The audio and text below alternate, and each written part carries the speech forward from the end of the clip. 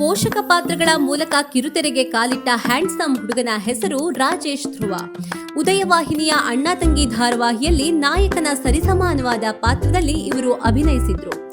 ಇದೀಗ ಕಲರ್ಸ್ ಕನ್ನಡ ವಾಹಿನಿಯ ಶ್ರೀಗೌರಿ ಧಾರಾವಾಹಿಯಲ್ಲಿ ಖಳನಾಯಕನಾಗಿ ನಟಿಸುತ್ತಿರುವ ರಾಜೇಶ್ ಧ್ರುವ ಶರಣ್ ಪಾತ್ರದ ಮೂಲಕ ಗಮನ ಸೆಳೆಯುತ್ತಿದ್ದಾರೆ. ಪರ್ಸನಲ್ ಆಗಿ ಶರಣ್ ಪಾತ್ರ ನನಗೆ ಅಭಿನಯಿಸುವುದಕ್ಕೆ ಸಖತ್ ಮಜಾ ಕೊಟ್ಟಿರುವಂತಹ ಪಾತ್ರ ಎಂದು ಹೇಳಿರುವ ರಾಜೇಶ್ ಧ್ರುವ ಬದುಕು ಧಾರಾವಾಹಿಯ ಮೂಲಕ ಕಿರುತೆರೆಗೆ ಕಾಲಿಟ್ರು. ಮುಂದೆ ಆಕಾಶದೀಪ, ಒಂದೇ ಗೂಡಿನ ಹಕ್ಕಿಗಳು, ಮಿಲನ, ಪ್ರೀತಿ ಎಂದರೇನು, ಸರಯು, ಅಗ್ನಿಸಾಕ್ಷಿ, ನಂದಿನಿ, ಅರಮನೆ ಗಿಳಿ ಧಾರಾವಾಹಿಗಳಲ್ಲಿ ಇವರು ಅಭಿನಯಿಸಿದ್ರು. ಇನ್ನು ಕಿರುಚಿತ್ರ ಕ್ಷೇತ್ರದಲ್ಲೂ ರಾಜೇಶ್ ಮುಂಚೂಣಿಯಲ್ಲಿದ್ದಾರೆ. ಅನಿರೀಕ್ಷಿತ, ಆಮಂತ್ರಣ, ರೌದ್ರಂ, ತದನಂತರ ಎಂಬ ಕಿರುಚಿತ್ರಗಳಿಗೆ ರಾಜೇಶ್ ಧ್ರುವ ಅವರೇ ಕಥೆ ಸಂಭಾಷಣೆ ಬರೆದು ನಿರ್ದೇಶಿಸಿದ್ದಾರೆ. ಶ್ರೀ ಬಾಲಾಜಿ ಫೋಟೋ ಸ್ಟುಡಿಯೋ ಎನ್ನುವ ಸಿನಿಮಾದಲ್ಲಿ ನಾಯಕನಾಗಿ ಅಭಿನಯಿಸುವ ಮೂಲಕ ಸ್ಯಾಂಡಲ್ವುಡ್ಗೂ ಇವರು ಪಾದಾರ್ಪಣೆ ಮಾಡಿದ್ದಾರೆ. ಅಂದಹಾಗೆ ಈ ಸಿನಿಮಾವನ್ನು ಸ್ವತಃ ಅವರೇ ನಿರ್ದೇಶನ ಕೂಡ ಮಾಡಿದ್ರು.